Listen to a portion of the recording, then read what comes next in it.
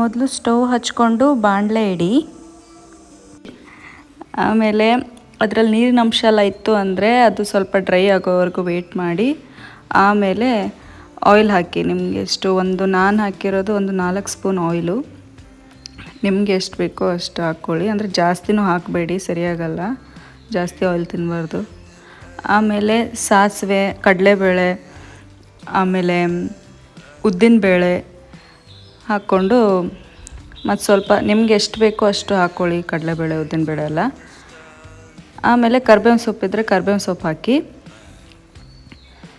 ಅದಿಷ್ಟು ಹಾಕಿ ಒಂದು ಸ್ವಲ್ಪ ತಿರ್ಸಿ ಆಮೇಲೆ ಈರುಳ್ಳಿನ ಆ್ಯಡ್ ಮಾಡಿ. ಹಾಕಿದ್ಮೇಲೆ ಅದನ್ನು ಸ್ವಲ್ಪ ತಿರ್ಸಿ ಹಂಗೆ.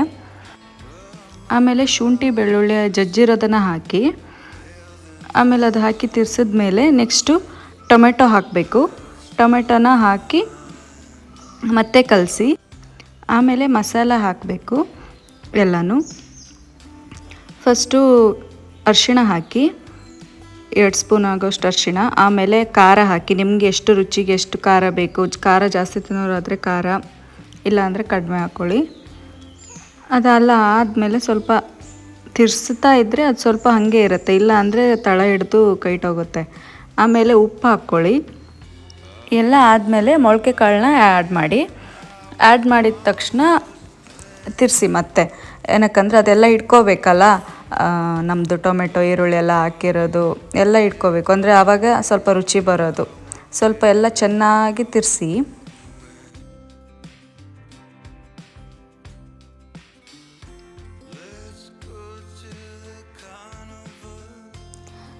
ನೋಡಿ ಇಷ್ಟು ಕಲರ್ ಬರಬೇಕು, ಆ ಥರ ತಿರ್ಸಿ. ಆಮೇಲೆ ಇದು ಬೇಯೋಕ್ಕೆ 1 ಲೋಟ ನೀರು ಹಾಕಿದ್ದೀನಿ ನಾನು.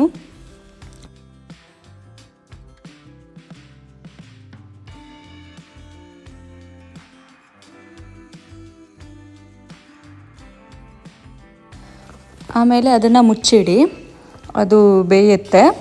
ಆಮೇಲೆ ಒಂದು 5 ನಿಮಿಷ ಆದಮೇಲೆ ಬೆಂದಿರುತ್ತೆ, ತೆಗೆದು ನೋಡಿ. ಅದು ತಳ ಹಿಡಿಬಾರ್ದು, ಅದಕ್ಕೆ ಸ್ವಲ್ಪ ಚೆಕ್ ಮಾಡ್ತಾಯಿರಿ. ಇವಾಗ ಇದನ್ನು ಬೇಯಬೇಕು, ಅದಕ್ಕೆ ಮತ್ತೆ ಮುಚ್ಚಿಡ್ತೀನಿ ನಾನು.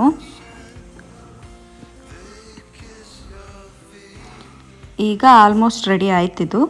ಇವಾಗ ನೋಡಬೇಕು ಎಷ್ಟು ಬೆಂದಿದೆ ಏನೋ ಇಲ್ಲ ಅಂತ ನೋಡಬೇಕು. ಒಂದು ಸ್ವಲ್ಪ ಅದನ್ನು ತೆಗೆದುಬಿಟ್ಟು ಕೈಯಲ್ಲಿ ಅಥವಾ ಸೌಂಟಲ್ಲಿಟ್ಟು ಅದು ಕಾಳನ್ನು ಒತ್ತಿ ನೋಡಿ ಬೆಂದಿದೆಯಾ ಇಲ್ವಾ ಅಂತ. ಇದು ಬೆಂದಿದೆ.